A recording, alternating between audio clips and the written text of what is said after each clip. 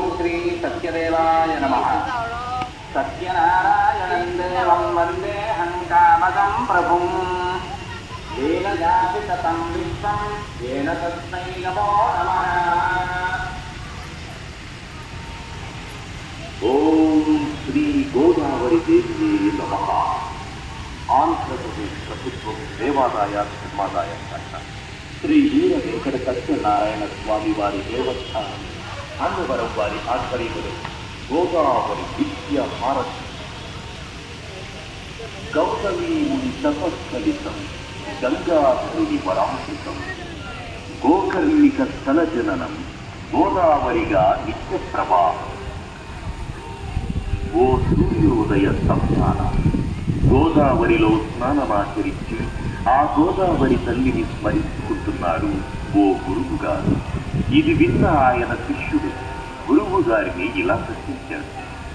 జనజీవనాన్ని సమస్త ప్రాణికోటిని బ్రతికించడానికి ఇలా ప్రవహిస్తోన్న ఈ గోదావరి తల్లి ఎక్కడ పుట్టింది, ఎందుకు పుట్టింది? ఆ గురువుగారు గోదావరి జననం ప్రాముఖ్యతల గురించి ఆ శిష్యుడికి ఇలా బోధించసాగారు. రేవాతీరే తపఃక్రియాత్ మరణం జాహ్నవీ తటే దానం దద్యాత్ కురుక్షేత్రే గౌతమ్యాం హృదయం వరం కురు.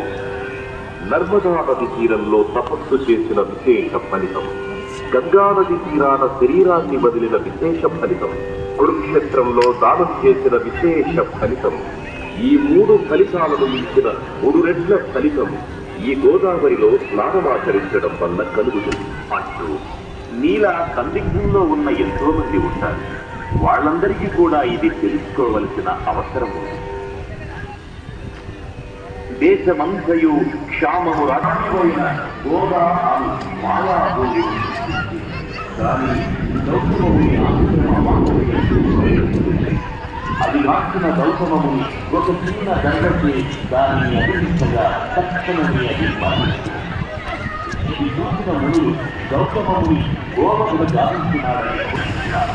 గౌతమముని వలన వచ్చినది కనుక గౌతమిగా గోదావరిని ప్రవహించినది కనుక గోదావరిగా ప్రతిష్ఠించింది అని తనకు తెలిసిన వృత్తాంతములు కృష్ణుడికి వివరించింది.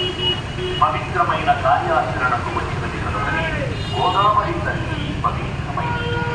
పశ్చిమ కనుమలలోని జీవాధారమై అఖండ గోదావరిగా రాజమహేంద్రవరానికి పరమైంది. ఈ సప్త గోదావరికి సప్త ఋతులే ప్రతీకరై నిత్యమానందిస్తున్నారు. భక్తులు నిశ్శబ్దాన్ని పాటించి మానవులు విరచిత ప్రార్థన.